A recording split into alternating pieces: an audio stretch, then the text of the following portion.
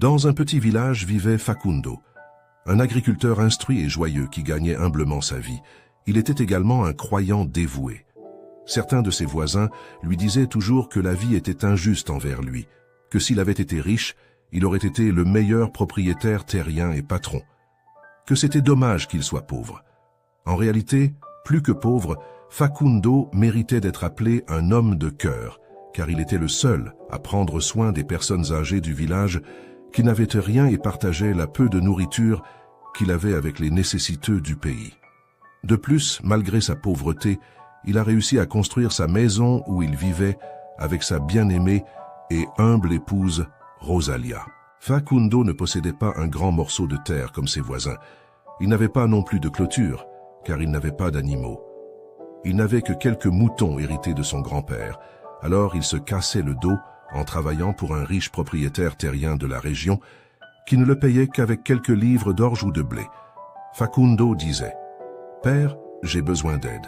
J'aimerais avoir du bétail, des terres et des moutons, mais merci pour la nourriture. » Lorsqu'il partait travailler, il disait « Merci Seigneur, avec ta grâce nous allons aller paître. » Et le soir, il disait « Dieu le Père, merci pour ce jour que tu m'as donné. » Des jours, des mois et des années ont passé, et Facundo et Rosalia ont continué à travailler pour ce patron. Ils ont vu leur enfant naître et ont été reconnaissants pour le petit qui était devenu une partie de leur famille, disant « Merci Dieu pour ce petit ange. » Un jour, Rosalia, perdant un peu de fouille, a demandé à son mari quand le Seigneur leur enverrait de l'aide. Facundo a répondu sans hésitation « Tout d'abord, nous devons être prêts à recevoir ce que nous demandons. Seul Dieu saura quand nous le serons. » Rosalia a dit « Nous devons construire des écuries et sécuriser les pâturages. » Facundo s'est exclamé « Tu as raison, Rosalia, c'est ce qui nous manque. » Depuis ce matin-là, Facundo et sa femme ont commencé à construire une grande clôture, encore plus grande que celle du patron pour qui ils travaillaient. Ils n'avaient pas beaucoup de temps libre, mais profitaient des nuits. Ils étaient convaincus qu'ils auraient bientôt besoin d'espace pour tous les animaux qu'ils auraient. Ils ont construit une nouvelle cuisine et même une petite maison pour le chien. Ils l'ont fait avec tant d'amour et de dévouement qu'ils semblaient ne jamais se fatiguer. Après 3 semaines de travail nocturne sur un petit lopin de terre, on pouvait voir la clôture en construction. Les voisins, voyant la clôture, ont commencé à les juger, disant que Facundo et sa femme étaient de bonnes personnes, mais étaient devenus fous. Ils leur ont dit qu'ils étaient propriétaires de vaches et de chiens fantômes, et ont plaisanté en disant qu'il ne manquait que le poulailler. Rosalia leur a répondu « Vous avez raison, merci pour l'aide.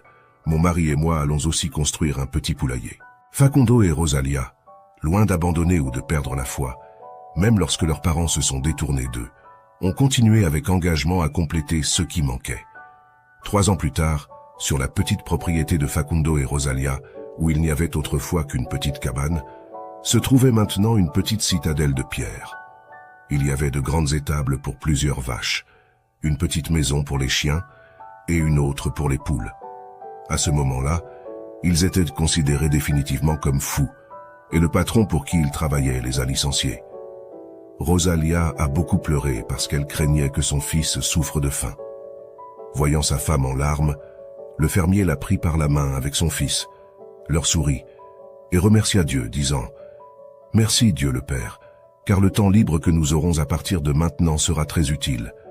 Nous le consacrerons à notre terre et commencerons à prendre soin de nos animaux. » Puis ils se sont promenés lentement dans les étables, admirant leurs chefs-d'œuvre. Les logements pour animaux sont si beaux, Seigneur Dieu, que nous en prendrons soin comme s'ils étaient les vôtres. Nous travaillerons avec amour et vivrons de la production des animaux, a déclaré Facundo. Rosalia le regardait avec un regard perdu, commençant à perdre la foi à nouveau. Le soir vint, et le ciel était magnifique, rempli de nuages rouges qui ressemblaient à du coton. Facundo et sa famille n'avaient rien à manger lorsqu'ils virent arriver des bergers. 3 hommes et 2 femmes avec 2 chiens et 2 chats n'avaient jamais été vus dans ce petit village. Ils dirent « Bonsoir maître, nous sommes les ouvriers que vous attendiez. Où pouvons-nous nous installer ?» Les étrangers demandèrent ensuite à Rosalia laquelle des belles petites maisons était la cuisine, car ils voulaient préparer un bon dîner.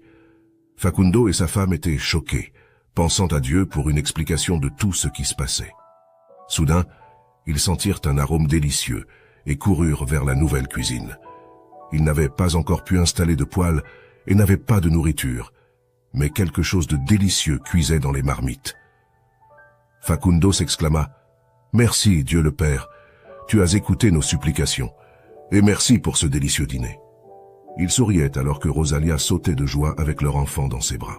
Cette nuit-là, ils ont été traités comme des propriétaires terriens, et bien sûr, ils ont prié et remercié Dieu avant de se coucher.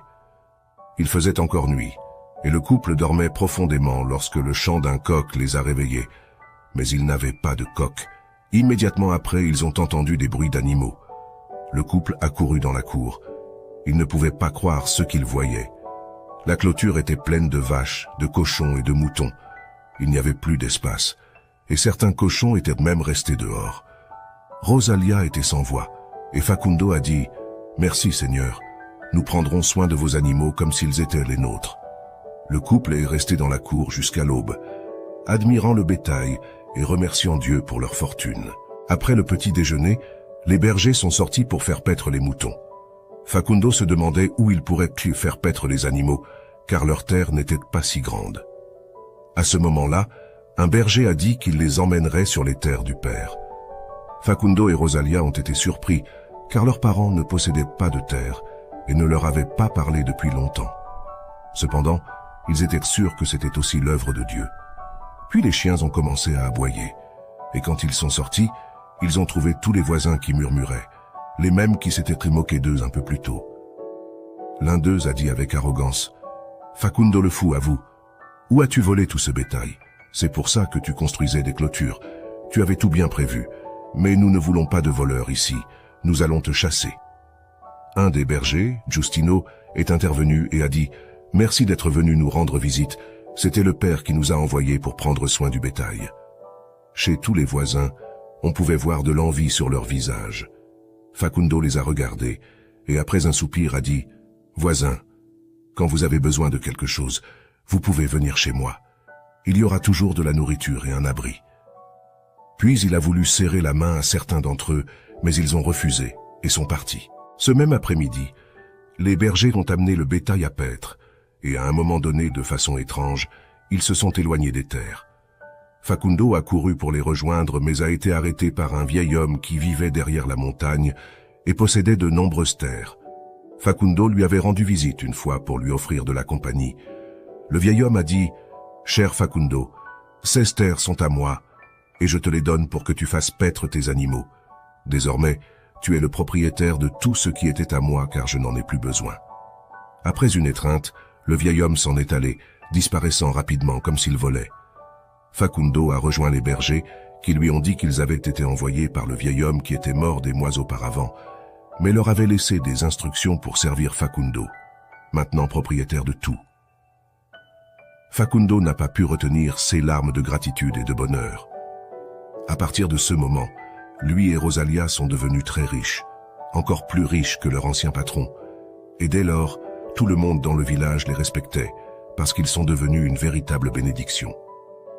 Ils donnèrent de la viande et du lait aux pauvres, et avaient même construit un magnifique refuge pour les personnes âgées. Ils n'ont jamais cessé d'être reconnaissants envers Dieu. La morale de cette histoire est que nous devons combattre avec foi pour nos rêves, même lorsqu'ils semblent impossibles. Le chemin vers la bénédiction est plein de surprises, mais Dieu est toujours prêt à répondre à notre appel, en utilisant des moyens que nous ne pouvons même pas imaginer. Merci d'avoir regardé cette vidéo, et nous espérons qu'elle apporte de vraies bénédictions dans votre vie. Si vous l'avez aimé, aimez-le et abonnez-vous à Perles de sagesse pour plus de contenu comme celui-ci. Rendez-vous dans la prochaine vidéo.